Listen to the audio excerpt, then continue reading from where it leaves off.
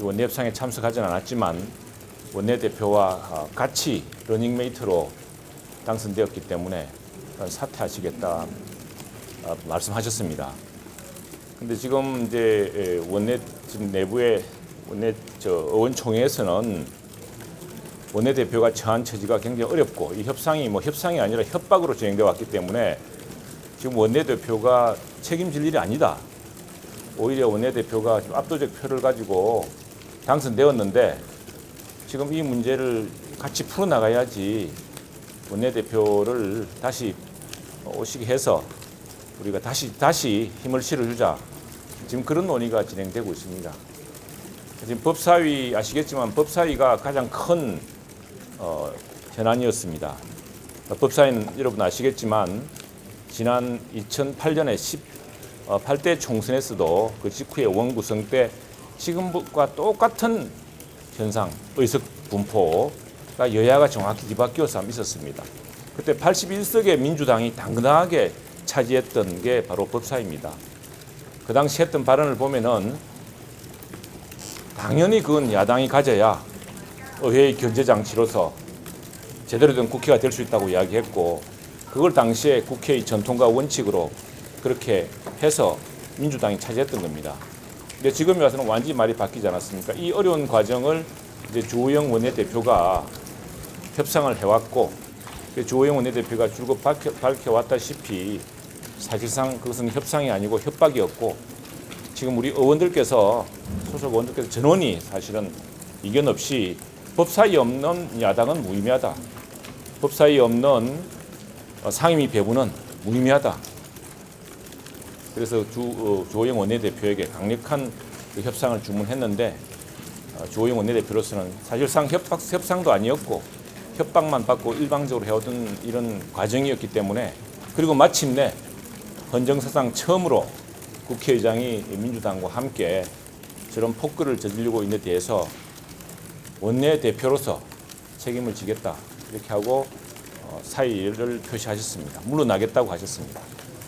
네, 그 지금 원내 우리 의원들 총회에서는 이 어려운 상황에 대해서 함께 토론하면서 주호영 원내대표가 주호영 원내대표를 다시 불러서 다시 힘을 실어주자 그런 논의가 계속 진행됩니다. 지금 주호영 대표님은 어디서 논의를 좀 하고 계신 거예요?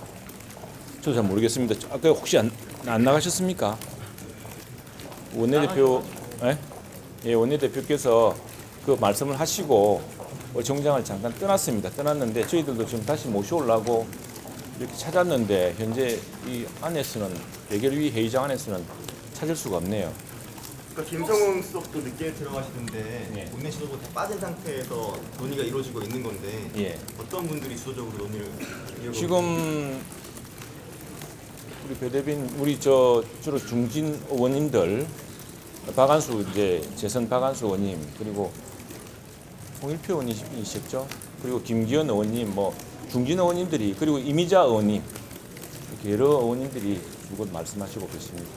사퇴를 하라는 목소리는 좀 없었습니다. 추후 대응 방안도 논의가 되는 게 예. 추후 어떤 식으로 대응을 할 것인지 논의가 되는 부분입니다. 예, 그것도 내부적으로 지금 이게 민주당이 사실은 상식을 깨고 전통과 원칙을 깨고 이렇게 폭거를 진행하고 있는 만큼 이게 우리가 생각하듯이 민주당이 우리가 여당할 때 그런 정당이 아니다. 이 정당은 좀 비상한 각오와 대책이 있어야 되고 우리가 전부 굉장히 중대한 각오를 해야 된다 하는 그런 비장한 분위기입니다.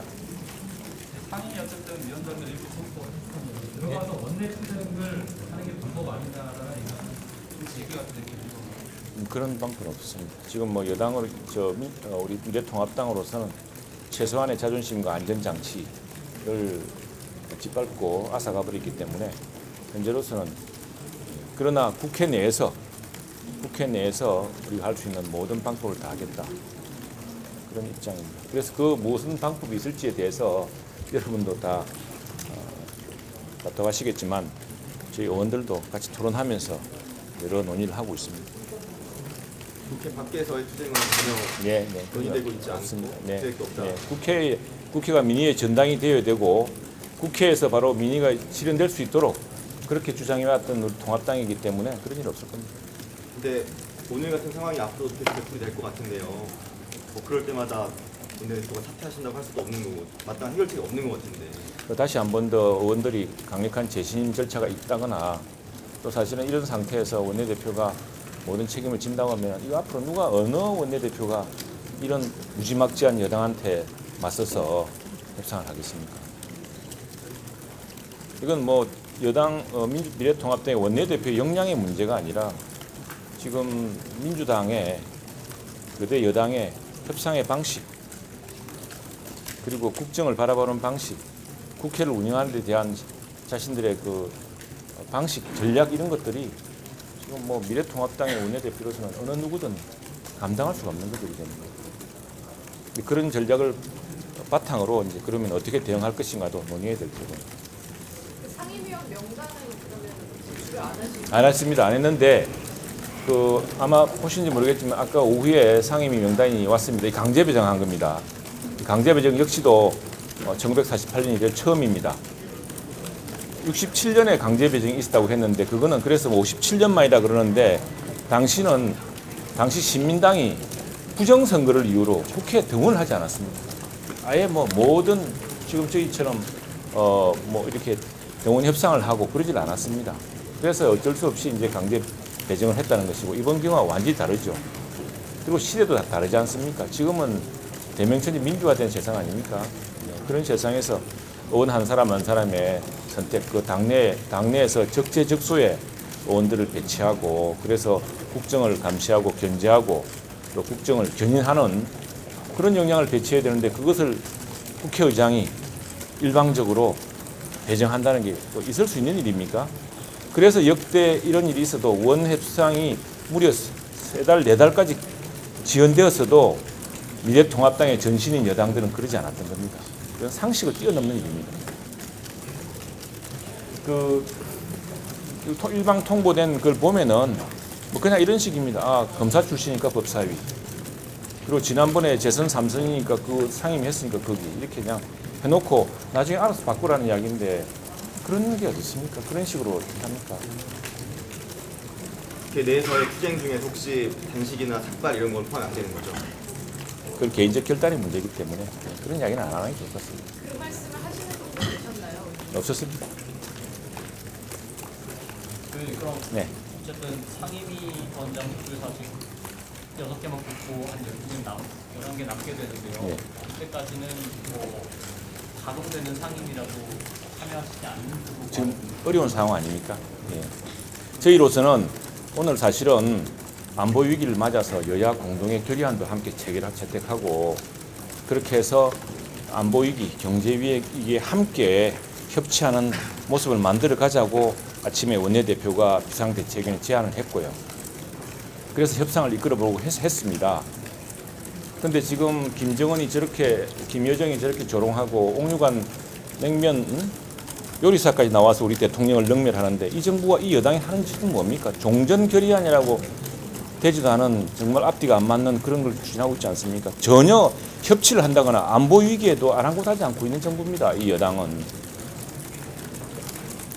우리가 계속 지금 국회를 하면서 우리가 지난번에 지금 국회를 완전히 문을 닫은 게 아니지 않습니까? 지난번에 우리 의원 정수, 위원 상임위원회 정수 규칙 개정 때 표결에 참여했고 국회가 지금 열려 있는 겁니다. 열려 있는데 이 상임위를 둘러싸고 그렇게 하지 않았어야 될 의회 민주주의 원칙에 따르다면은 결코 그렇게 하지 않았어야 될 그런 선을 넘어섰는데 이 부분에 대해서 이제 계속 저를 규탄할 테고 거기에 대한 시정 조치가 있도록 이렇게 요구할 겁니다. 그러니까 질문의 요지는 상임위가 열리면 통합당 의원들이 지금은 어렵죠. 상임위에 예, 지금 출석을 하지 어렵죠. 않겠다. 예, 지금 어렵죠. 강제 배정한 상임이 아닙니까? 만약에 이결이 원장은 수사하고 있을 때 협상을 만약에 진행이 된다면 그것도 어렵다라는 생각도 저희들은 국회 의사당 안에서 본회의장이 아니더라도 거기에 대한 원내대책회의라든가 그다음에 어디입니까 비상대책위원회에서 이 추경이라든가 정부의 잘못된 경제정책, 이 경제 실정에 대해서 비판하고 제안을 제시할 겁니다. 예, 지금 상태로는 아무 일 없었다는 듯이 지금 상임위에 참여할 수가 없죠.